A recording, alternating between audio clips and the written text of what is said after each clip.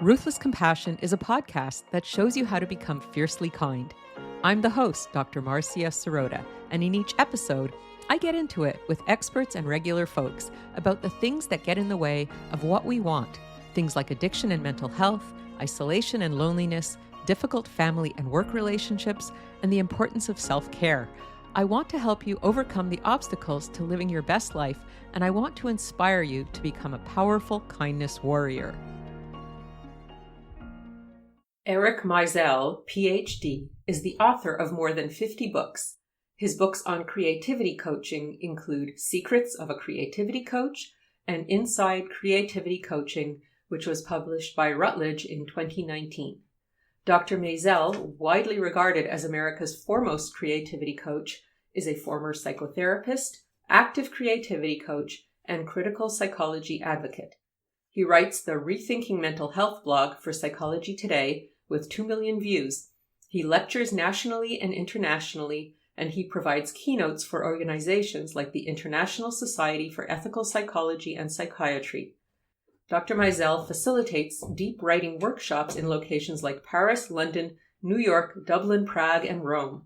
He has provided hundreds of print, radio, and television interviews and has taught tens of thousands of students through his classes with Daily Ohm. You can learn more about his workshops, trainings, books, and services at www.ericmaisel.com. Welcome, Eric Maisel, to the Ruthless Compassion podcast. Great to be here. So the first thing I always like to ask my guests is, who are you and what do you do?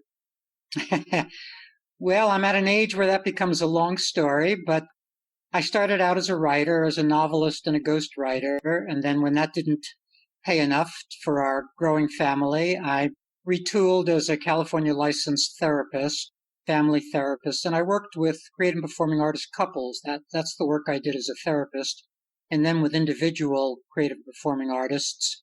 After a while, I didn't believe in the therapy model. I didn't believe in the mental disorder model. And I segued, this is 30 years ago, I segued from psychotherapy to creativity coaching, probably inventing the profession along the way as I did that. And since then, I've been working as a creativity coach for the last 30 years. And in that time, I've written about 50 books or so at different aspects of the creative life: creativity and depression, creativity and anxiety, creativity and addiction, all of the real things that creative and performing artists face as they try to make it. It doesn't sound like you have any creative blocks with 50 books behind you. No, probably if you gave me a new medium, I would. If you gave me a block of marble, I'd probably have a block. But no, with words, no. Not your problem, right? Not my problem. So you talk about creativity coaching. What is creativity coaching? Well, it's essentially dealing with any issue that a creative or performing artist brings to the table. Creativity is a kind of a pliable word with multiple meanings. Sometimes in the world of business, it means innovation or problem solving. But creativity coaches tend to think of it as manifesting potential, something that sounds like the old manifesting potential movement, human potential movement. And it's about expressing ourselves as creative performing artists, and anything that gets in the way of that expression, whether to call it resistance or blockage or marketplace issues. So anything that comes up for a creative or performing artist, and creativity coach is ready and willing to deal with. Very interesting. So what kind of people do you work with? Probably most typically mid-career artists. The young artist, the teenage artist, or the artist in her 20s, probably still is maintaining the dream, doing her day job, and doesn't quite understand how difficult it all is. So I would say a creativity coach primarily is working with somebody in mid-career, let's call that age 35 to 50, somebody who's been around the block, has probably written a book or two, had trouble publishing it, or has had meager results from publishing it, and wants to continue, is maybe on the verge of not continuing, on the verge of throwing in the towel, but doesn't want to throw in the towel, and so wants some help visioning the next steps in her career. And what kind of things do you do to help them take those next steps? Well, some are very practical. Most creative performing artists actually don't do enough work. Most human beings don't do enough work. They don't get as much done as they ought to. So very practical things about instituting a morning creativity practice and regularity and routine and showing up more and attaching to outcomes less. So a lot of things around the practicalities of living a creative life. And then help with marketplace issues, and that might mean helping an artist speak up more, helping an artist be willing to reach out and network and do those things that make a difference in a career. All kinds of practical strategies and tactics that can help a person. And do you encounter people who have creative blocks? If we divide the issue up into two different places, creative block might mean something very large where you heard something from your third grade teacher that's still resonating for you and you're really stuck in some deep place. And then there's everyday resistance, which is a version of blockage. Almost everybody I work with experiences everyday resistance to getting to the work. Getting to the work is harder than watching a movie or relaxing or opening a bag of popcorn. The work is harder than the other things we might do. So people flee the encounter. And there's a lot of anxiety in the creative process. And there are lots of reasons why there's a lot of anxiety. It has to do with the creative process being one choice after another and choosing provoking anxiety. And the creative process being the activity of going into the unknown, and going into the unknown provokes anxiety. So I would say that all of my clients are experiencing some level of anxiety and some level of everyday resistance. And so those are two of the big issues that have to be addressed. And what about the ones with the blocks from the past where something happened that made them feel stymied in their creative expression? Do you work on that as well? Sure. There are lots of things to try there. The main thing is the cognitive one, and that's helping folks think thoughts that serve them.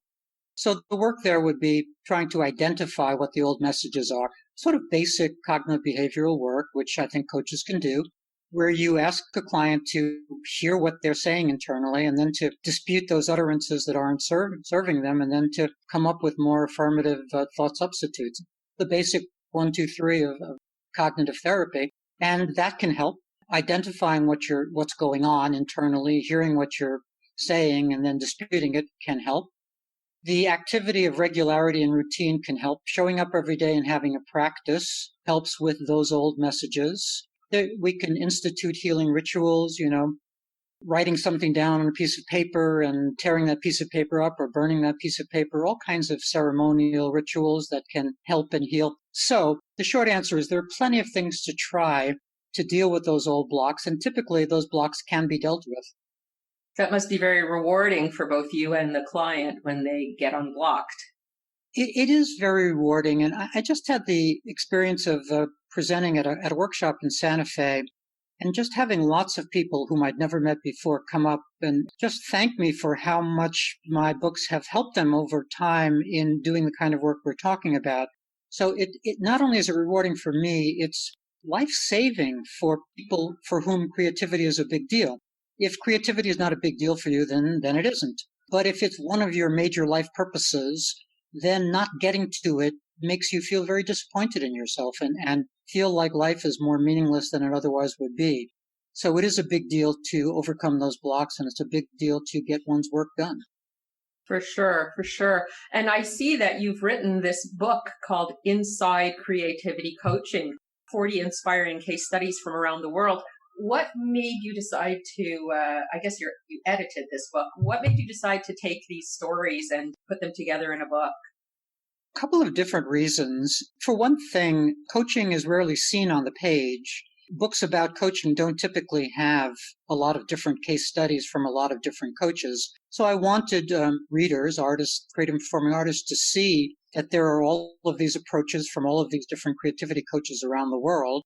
I also wanted to give the coaches an opportunity to be published. It's hard to be published. And so giving them that opportunity makes them feel good, because a creativity coach is almost always also some sort of artist or another, a writer, a painter, a musician. That's how they come into creativity coaching, via that kind of background. Typically, there are two kinds of backgrounds. There's the coach-therapist background, and then there's the artist background.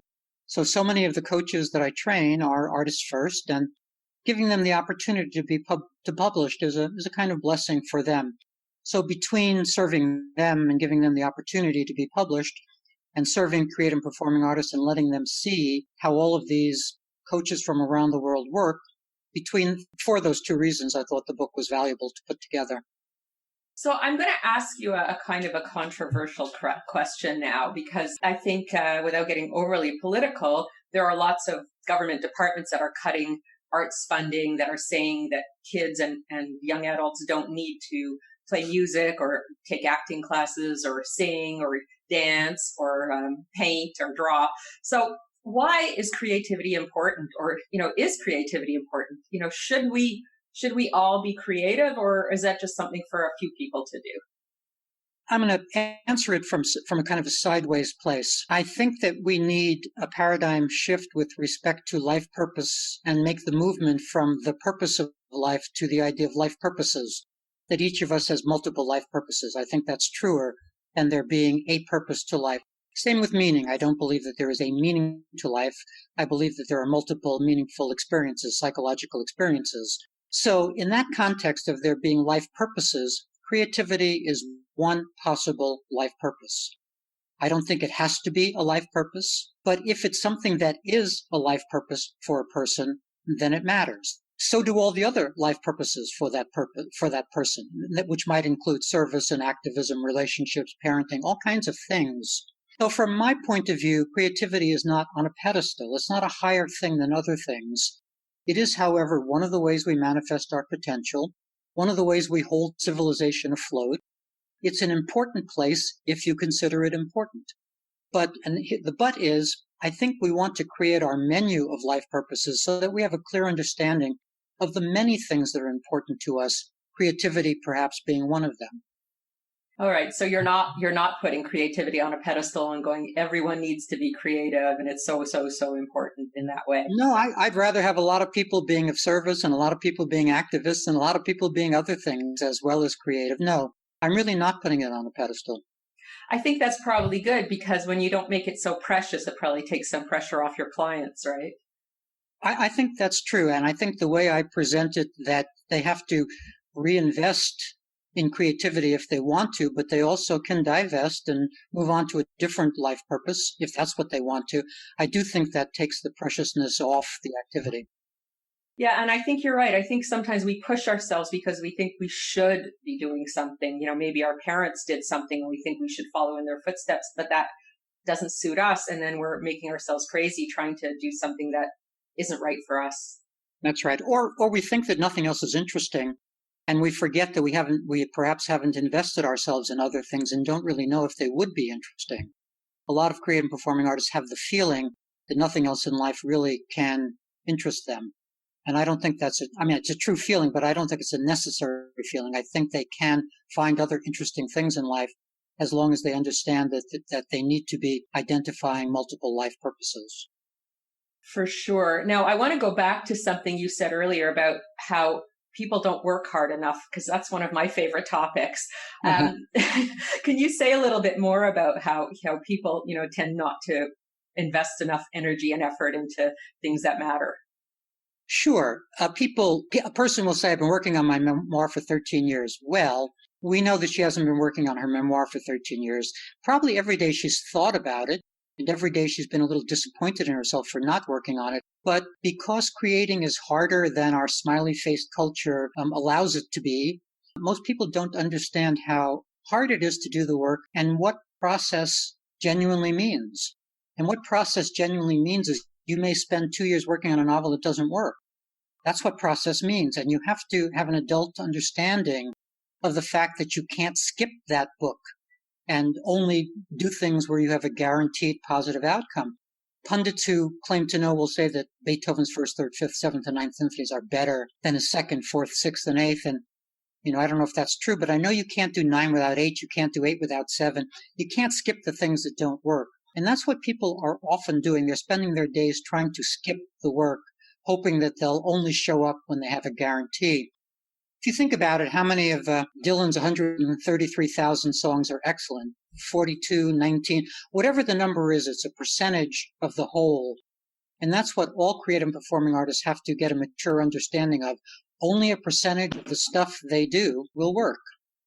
And people are wanting life to be different from that, but that's the truth of the matter.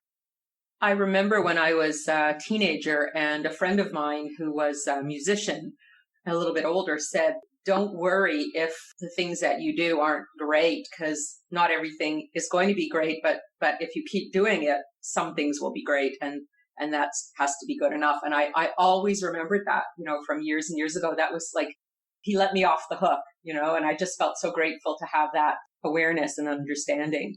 Yeah, and most creative and performing artists are still on that hook. They write a 7-word sentence and polish it to 5 words and need it to be perfect and what have you, and are hooked in that anxious perfectionistic place of needing everything they do to be, quote, great, unquote, and that harms the process. The process is to get the material out, to revise it later, to maybe have spent a year or 2 years on something that doesn't work, and then to move on to the next thing. It's why I sell clients on the idea of a body of work rather than individual artworks. Yes, you want to be invested in the thing you're working on. You want to have ambitions for it and feelings for it, but you can't get overly invested in it because you have no idea as you're working on it that it will turn out okay. For sure. And this need for perfectionism, I think it really kills creativity, doesn't it? It does, and to me, it's a face of anxiety. That's what's going on there. Folks don't really need things to be perfect in the world. They accept a lot less than perfection, but when they do their own work, they get anxious, and what they think that the solution to the anxiety is turning out something that's perfect, whereas the solution to the anxiety is having anxiety management tools. That's the solution to the anxiety. And there are lots of anxiety management tools that I try to suggest to clients. Simple breathing things, simple cognitive things, simple relaxation things. Every artist has got to learn some anxiety management tools to make it through this hard game. So what do you think is the hardest thing about being a creative person? Well, I think it's divisible into 3 clear parts. There's the personality part, and then there's the difficulty of the work, and then there's the difficulty of the world and the marketplace. So all 3 are hard. With respect to personality, an artist may have been silenced as a child and doesn't quite realize that and still needs to find the way to speak up, because creating is a version of speaking up. If you're unwilling to speak up, if you're trying to write a memoir, but you're censoring yourself and don't want anybody to know about you can't write a memoir and also want everybody to not know about your life. That doesn't work. So there's the personality part about being the person equal to this task. Then there's the sheer difficulty of the work. It's not easy to write an excellent novel or an excellent symphony or an excellent anything. And then there are difficulties of making it in the marketplace, selling the work. So all 3 things, personality, work, and world, present their own difficulties. Yeah, I can really hear that. And you can get hung up on any of those 3. And all 3. I think most artists are stuck in all 3 places. They have difficulty in all 3 places. Well, I've done a lot of work with artists in my psychotherapy practice. I have an ongoing group for women where we do art every week, and it's really fun, but it really kind of demonstrates people's struggling points, where they get hung up. And so I'll, for example, give an assignment, and it's just a loose kind of an idea of a theme to work around, just to give them something to focus on. And then someone will come in and then they'll go, "Oh, I did it wrong." And we'll all start to laugh, but we also feel very sad because, they did it wrong is not the truth. It's just they had a different interpretation of the assignment. So, we get so self-critical about our process and we shut it all down very quickly. Yeah, and in groups, when someone says something like that, I will say jokingly, and the whole group knows the joke by that time, that's not a thought that serves you. Mm-hmm. I will turn to the cognitive place when someone says something like that, because folks really don't hear what they're saying very well. And to help them notice what they're saying, I think is a big deal. It's something a coach can really help with. Yeah, that internalized script of self-criticism and judgment and not feeling adequate. Yeah, and also I like to be subtle about it in the sense that I say it in the way I'm saying it, thoughts that serve you, as opposed to true or false thoughts, because lots of true thoughts don't serve artists. For instance, let's say you're a writer and you walk into a bookstore and you say to yourself, "Wow, there are a lot of writers." That's a true thought, which probably won't serve that writer, and he or she may stop writing 3 days later and not even know why, and it's because he's stuck on the idea of how many writers there are and how much competition there is. So even truth thoughts may not serve us. So I try to help clients hear even their truth, hear the thoughts that aren't serving them that may in fact be true. And the most typical ones are, I'm very busy and I'm very tired. Those sound like abundantly true thoughts, and yet they often are partly disguised ways of saying, I don't want to get to the work. I want clients to begin to understand that when they say something as, so to speak, innocent sounding as I'm tired, they have to even dispute an utterance like that and say, I'm tired, but I think I can get to my novel for 15 minutes. Right. So this I'm tired and I don't feel like that's quite a common thing for people who are doing things that are challenging. Sure, people do get tired and people are busy. So these are true things. And because they have so many grains of truth to them, folks let themselves off the hook and they don't get to their work. Well, like you said, it's easier to avoid things that are anxiety provoking. And the paradox with creativity is it's extremely rewarding, but it's also extremely anxiety provoking. So it's this interesting double-edged sword. And that's the number one thing that people do to avoid the experience of anxiety is to flee the encounter. That's the number one thing. So that's why so many creative and performing artists aren't showing up to their work. It's very simple. They're just fleeing that encounter. They don't want to experience the little bit, not the major, but the little bit of anxiety that being there will engender. Yeah, for sure. For sure. And do you do other kinds of coaching as well as creativity coaching? Obviously, this is a big part of your work, but do you coach other kinds of people in their process? Not as a separate category, although I do what I call life purpose coaching and meaning coaching, but embedded into the work of creativity coaching. I haven't pulled them out as separate coaching specialties or separate hats. But with every client, I'm noticing and working on their life purpose issues and their meaning issues because that comes up for every creative client. I know that you did some work on families and relationships. I was just wondering if you find that sometimes the interpersonal interactions that people are involved with get in the way of their creative process.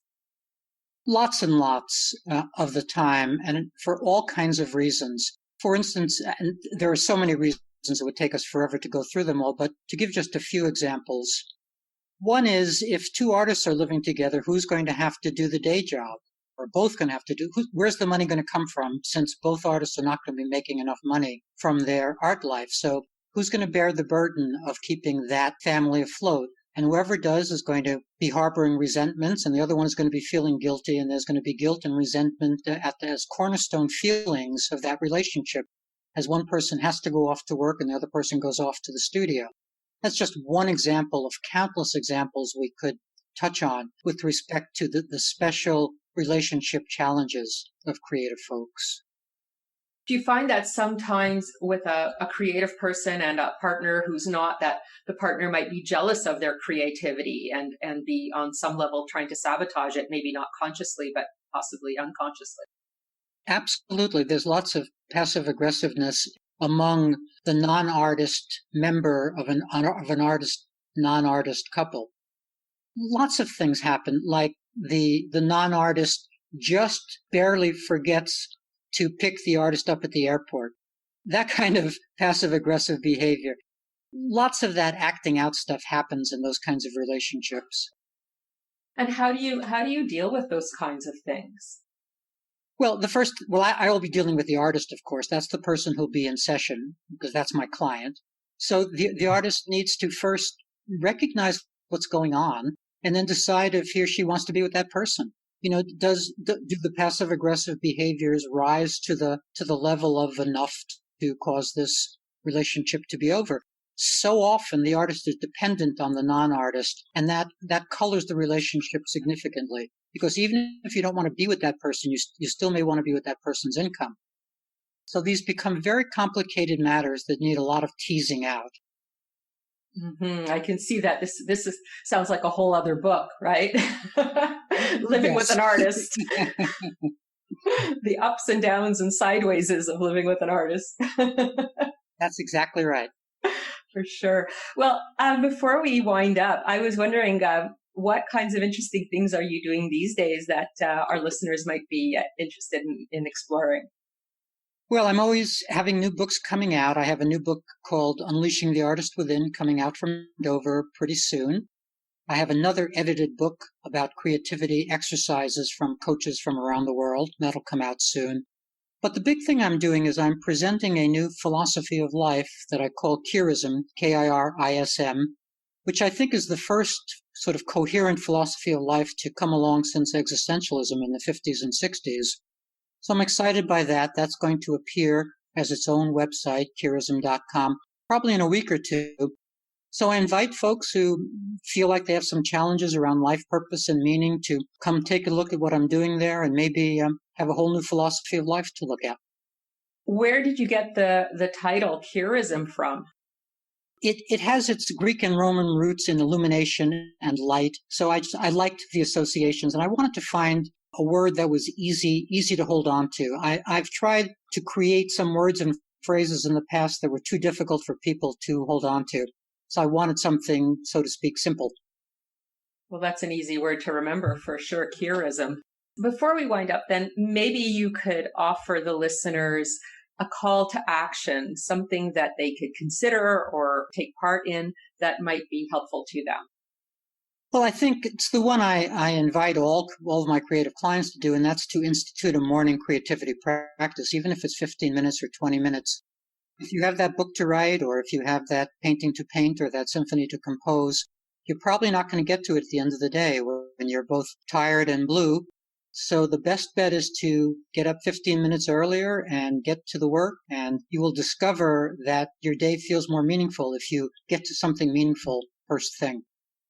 That's a great call to action. I appreciate that. And I appreciate you coming onto the podcast today to chat about the things that are meaningful to you. Thank you so much. That was the insightful Dr. Eric Maisel, and I'm Dr. Marcia Sirota. If you liked this podcast, please review it on iTunes, and you can sign up for my free monthly wellness newsletter at marciasirotamd.com, where you'll also learn about my new online courses.